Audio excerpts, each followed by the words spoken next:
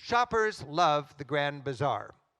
And non-shoppers love the Grand Bazaar. The Grand Bazaar is just a cultural must-see and do. This is the square in front of it. You step inside, and it's literally thousands of shops. And it was there's an amazing history to it. There's a labyrinthine floor plan. There's all sorts of different zones where you can see some sort of a crude kind of Wall Street and currency exchange going on. You can see all the leather souk. You can see the goldsmiths, and you can see, you know, the fruit stalls and the leather shops. And it's just an amazing place to explore.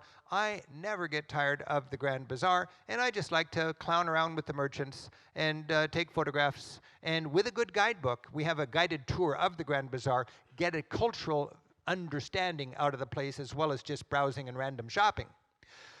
Nearby is a place called the Spice Market, and it's just another bazaar, and it's very popular with tourists, and it's very colorful, and it's fun to visit that. One of the highlights for me when I'm in Istanbul is to check out its medieval ramparts, the Ottoman ramparts. They are the most incredible wall, you know, protecting the whole city, going from the Bosphorus on one side to the Golden Horn on the other, Bosphorus and Golden Horn, then providing sort of a three-quarters moat around the most important city in its day. And you can actually climb along the wall. We've got a tour along the wall in our Istanbul guidebook that's narrated, and it makes for a beautiful walk, and it drops you off in a very characteristic neighborhood. It's so important to get away from the tourist zone and actually get out there where the people live and play some backgammon and connect with the locals.